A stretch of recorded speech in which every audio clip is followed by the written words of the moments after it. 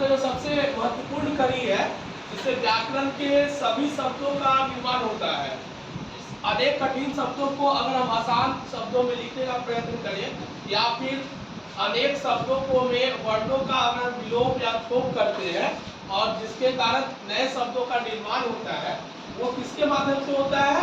संधि के माध्यम से होता है। किसके माध्यम से होता है? संधि के माध्यम से। संधि के माध्यम। पिछले कक्षा में हम लोग पढ़ चुके थे संधि और उसके भेद। तो संधि प्रायः कितने प्रकार के होते हैं? तीन प्रकार के, स्वर संधि, व्यंजन संधि और विसर्ग संधि। तो उसी कड़ी को आगे बढ़ाते हुए आज हम लोग स्वर संधि के उपभेद का प्रथम जो है भेद जो है वो दीर्घ संधि है। कौन सा संधि है? दीर्घ संधि। दीर्घ संधि। दीर्घ संधि पढ़ने से पूर्व में हम लोग यहाँ पे ध्यान दीजिए कि वर्ण कितने प्रकार के होते हैं? दो प्रकार के, ह्रस्व और दीर्घ। ह्रस्व और दीर्घ। ठीक है, ह्रस्व शब्द ह्रस्व वर्ण किन्हें कहा जाता है? और दीर्घ वर्ण ज्यादा समय लगता है। अब यहाँ पे ध्यान दीजिएगा कि दीर्घ संधि में क्या होता है कि प्रथम शब्द के अंतिम वर्ण तथा दूसरे शब्द के प्रथम वर्ण, ठीक है, प्रथम शब्द के अंतिम वर्ण और दूसरे शब्द के प्रथम वर्ण, ये दीर्घ वर्ण में परिवर्तित हो जाता है। किस वर्ण में परिवर्तित हो जाता है? दीर्घ वर्ण में परिवर्तित हो जाता है। जैसे उदाहरण के लिए एक शब्द हम यहाँ पे लिखे हुए हैं, धर्म जोड़ आ। देखिए धर्म के अंत में कौन सा अवर्ण की कल्पना हो रही है ना? Yes sir. और दूसरे शब्द के प्रथम वर्ण भी क्या है? क्या है? अ है। तो ये दोनों ह्रस्व में है। दोनों किस वर्ण में है? ह्रस्व वर्ण में है।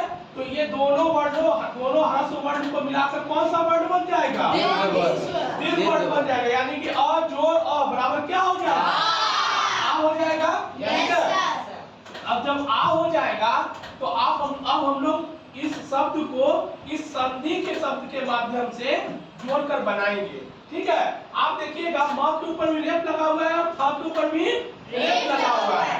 तो ये दोनों रेप मिलकर एक रेप में परिवर्तित हो जाएगा। ठीक है, यस सर। अब यहाँ पे म के अंत में अ आया और अ के अंत में भी अ आया, दोनों मिलकर क्या बन गया? आ बन गया। तो अब हम लोग क्या करेंगे? धर्म लिखेंगे और उसके बाद हाँ लिखेंगे। उसके बाद ये वाला जो आ वाली जो मात्रा है, आ की मात्रा क्या होती है? इंडिकेट इसको ऐसे करते हैं ना, आ की मात्रा को।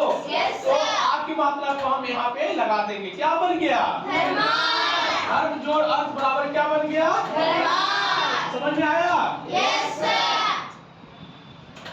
क्या बन गया? धर्मार्थ बन गया। क्योंकि माँ के ऊपर भी रेप है और था के ऊपर भी रेप है। ठीक है ना? तो दोनों मिला क्या बन गया? धर्म जोड़ अर्थ। देखिए एक धर्म का मतलब जो अपना धर्म होता है, दोनों का अर्थ का मतलब ज्ञान होता है, उसकी परिभाषा होती है। और दोनों का अगर मिला देंगे धर्मार्थ, जो धर्म के अंतर्गत काम करता हो, ठीक है, उसको क्या कहते हैं?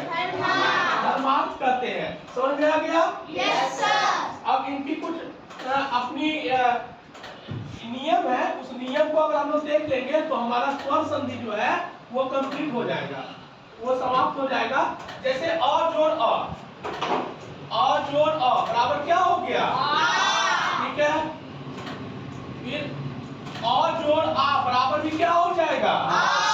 ठीक है, आ जोड़ अ बराबर क्या हो जाएगा? आ ही हो जाएगा। और आ जोड़ आ बराबर भी क्या होगा? आ ही हो जाएगा। ठीक है,